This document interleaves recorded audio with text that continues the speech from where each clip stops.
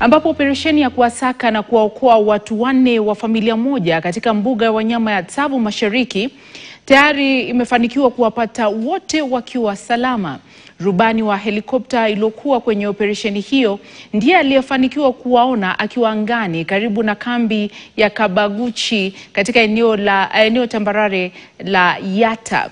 Ripoti za awali zinasema kwamba gari la 4 hao liliharibika wakiwa mbugani. KWS inasema kwamba uamuzi wa familia hiyo kusalia ndani ya gari lao umesaidia pakubwa harakati za kuwaokoa wote wakiwa salama. Kwa hivi sasa 4 hao wanafanyiwa uchunguzi wa kiafya kabla ya kuunganishwa na jamaa zao. 4 hao waliingia mbugani siku ya Jumamosi wakipitia lango la Manyani na walifaa kulala kwa siku 2 katika kambi ya Lugard's Falls na walitarajiwa kutoka mbugani humo kupitia lango la Sala Jumatatu.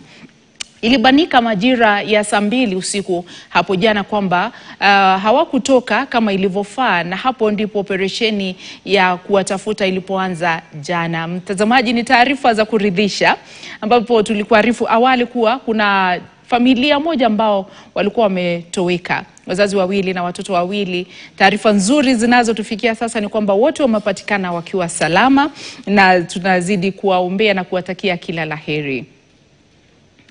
Kwenye taarifa nyingine, onyo kali limetolewa kwa wamiliki wa nyumba walio na mazoea ya